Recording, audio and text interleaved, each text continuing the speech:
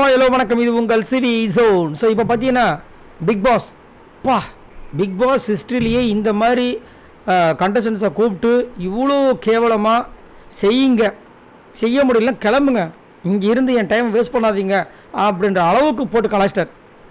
இந்த மாதிரி நான் பார்த்ததே கிடையாது. அந்த மாதிரி ஒரு வெறியாட்டத்தை வந்துட்டு இன்றைக்கி பிக் பாஸ் இந்த மாதிரி பண்ணோன்னு நான் நினச்சி கூட பார்க்கல.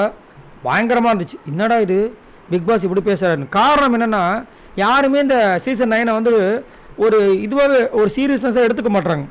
ரொம்ப விளையாட்டுத்தனமாக இருக்காங்க, ரொம்ப மெத்தனை போக்காக இருக்காங்க. பார்க்கறதுக்கே பயங்கரமாக இருந்துச்சு. ஆனால் ரொம்ப வருத்தமாக இருந்துச்சு. பிக் பாஸ் இந்த அளவுக்கு சொல்ல வேண்டிய அவசியம் என்ன?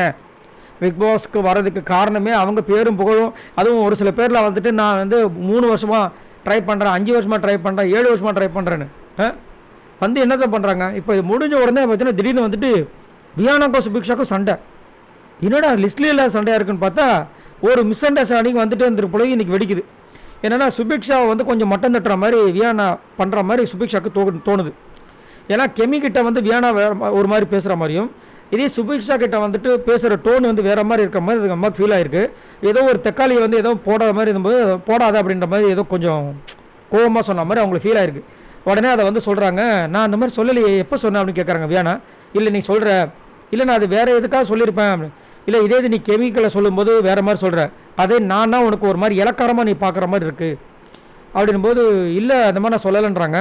அதுக்கப்புறம் இவங்க கொஞ்சம் டென்ஷன் ஆகிட்டு, இல்லை நீ வர வந்துட்டு எப்போ மூட் ஸ்விங் ஆகுறன்னு தெரியல, நீ எப்போ வந்து எந்த வார்த்தையை வந்துட்டு கோபமாக எடுத்துக்கிற, ஏதோ வந்து ஜாலியாக எடுத்துக்கிற எனக்கு புரியவே மாட்டேதுன்ற மாதிரி இவங்களும் வந்து சொல்லி விட்டாங்க. இது புதுசாக வந்து முட்டிக்குது. ஏன் அப்படின்னா சொல்லிட்டார் பிக் பாஸ், இங்கே குரூப்பிசம் இந்த விஷயங்கள் எதுக்குமே இங்கே வேலை கிடையாது.